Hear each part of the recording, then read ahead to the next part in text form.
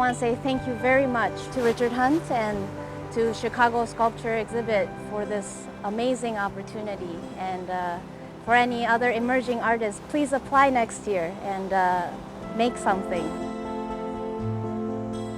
We were just so excited that Richard agreed to lend his name for this award. The idea that we can bring new artists that otherwise wouldn't have the opportunity to make large-scale art was our main goal, and we're just so pleased.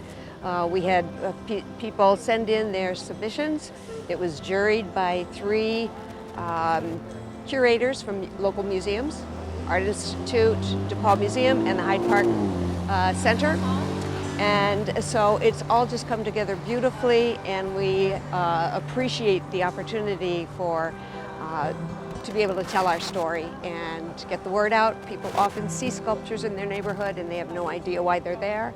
And so often it's us. And so we love doing it. We love working with the artists.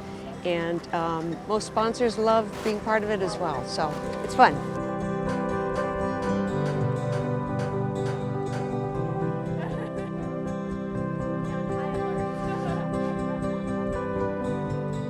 I think it's a wonderful sculpture. It has the right kind of presence in the space.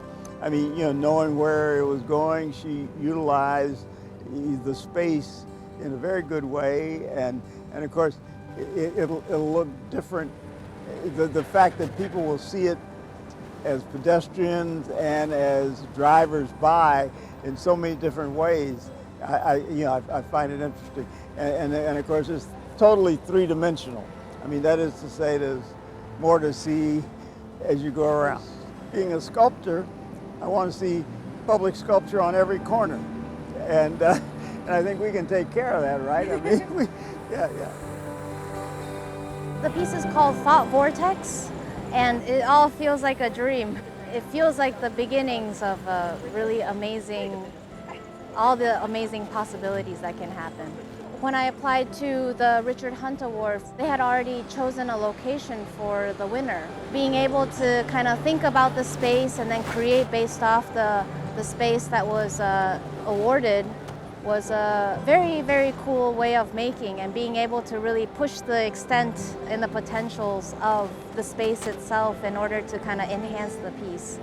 The piece is an ode to all of the things that have happened as of recent. And during these times, we found ourselves just sitting in our living room, being quarantined and thinking about all the places that we could be or could be better, and yet we can't go anywhere. So this piece is of that imagery, and the central chair is representational of that person and whomever that has been thinking about it. And I hope whoever that looks at it can really put themselves in that chair, almost envisioning that memory of all these thoughts revolving in our head.